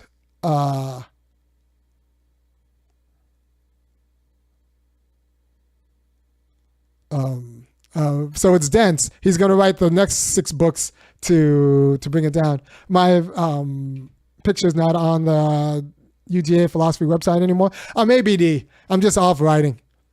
I did my teaching. I'm just off writing. All right. So Tommy is a legend. ABD means all but dissertation. I'm not yet a doctor. I'm just a guy who's writing a dissertation. Any tips on parallel parenting a 15-year-old girl? I mean, all right, so this idea of parallel parenting is that you don't actually have to talk to the other parent. I think you're just screwed. Like, you're playing for a tie. If you're parallel parenting, you're just playing for a tie. You do the best you can, but since you're not talking to the other parent, you don't know what other authority is getting in their ear. So you just you do the best you can, and you always know that you're available. But are you really available? The other parent might be poisoning you against you, and it's almost hard not to. Because if you guys disagree and you're right all the time, the other parent, the only thing that a parent can do is poison you against you. You're like your kids. It's rough, man. I don't think parallel parenting is I think it's a form of child abuse. Like I said, you're playing for a tie. Just understand that. And the best thing you do is you build up some sort of relationship with the other parent so you can agree about like general goals for the kid. But if your house has no screens and then she goes over there and spends the whole time scrolling on TikTok, like that's just not winning, man. If you're very strict on her diet there, but then she goes there and, the Captain Crunch everywhere. Okay, any advice? Get her into extracurricular activities, competitive ones. 15-year-old's already a little bit late, but maybe the extracurricular activities will do the work. That'll moderate some of her habits. And they can be competitive activities so that they can form her habits around, food and life and boys and what's important. Because the problem with girls that age is if they don't have anything to take their mind off, if they don't have anything real to go to do, then they'll just go to what gives them the most attention. And what gives them the most attention is showing their ass. So, they need some sort of like an infrastructure, an institution that gives them the quality of attention that they need, that so it takes the shine off of just showing their ass. All right, any other big questions?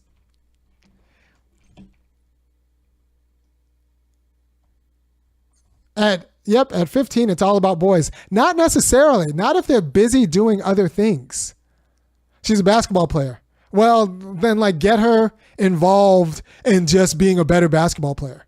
Make it less of a hobby and be like, all right, so what are we going to do to break this record? What are we going to do? Think about, because it's just about putting something together. Because boys' lives, here's the deal. Maybe I'll do a show on this. Boys' lives can be all about girls, but in order to get a girl, you have to be excellent at doing something. Girls' lives can be all about boys, but in order to get a boy, all you have to do is put out. And so there's an asymmetry there that we don't talk about. You know what? Nobody's ever talked about this like that. And that is one difference between raising teen boys and raising teen girls. Because teen boys can be all about girls, but the best way to get girls is to be awesome at something. But teen girls can be all about boys, but the best way to be boys is not great, is to just put out. And that's an asymmetry that we need to actually talk about.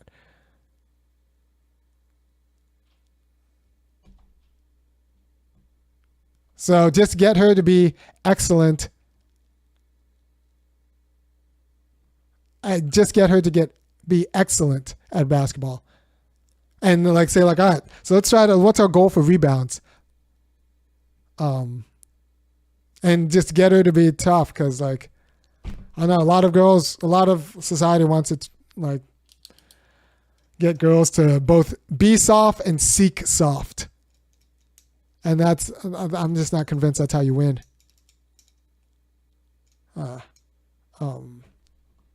So, by the way, if you appreciate what I'm doing, go ahead and go to www.funkyacademic.com. Kick in $5, $15, or $50 next month. I'm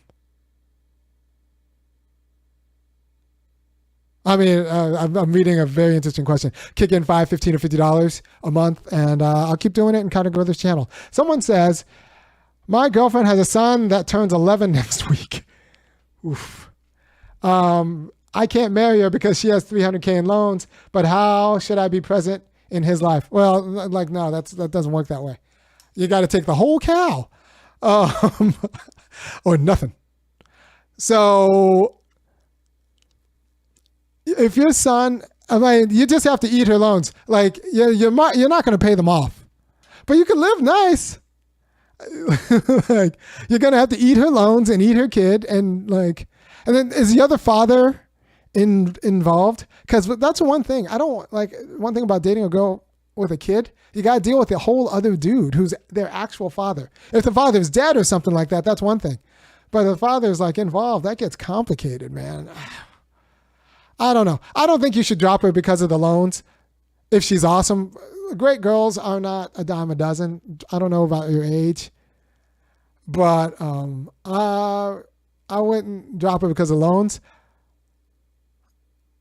And the kid, you can't be president in his life. Sorry, I don't know. Or maybe I don't know. I just won't even get that much.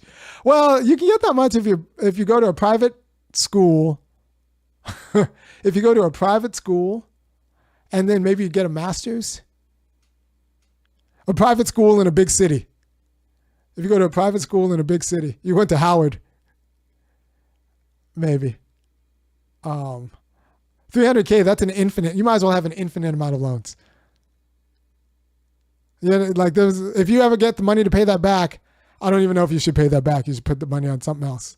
You might as well have an infinite amount of loans and just understand that that's going to be your life. But it could be a good life if you work it out, if she has a good sense of humor. Man, she would have to have such a good sense of humor. But like, I guess I can imagine going in with a girl with 300K in loans and just like be like, we'll work it out.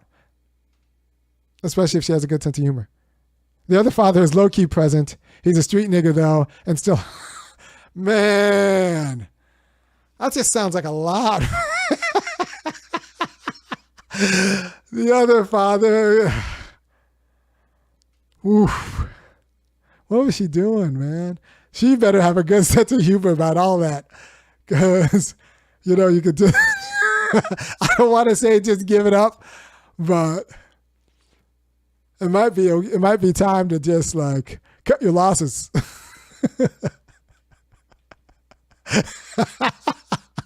She would have to have such a good sense of humor and like a great body and like everything would have to be right.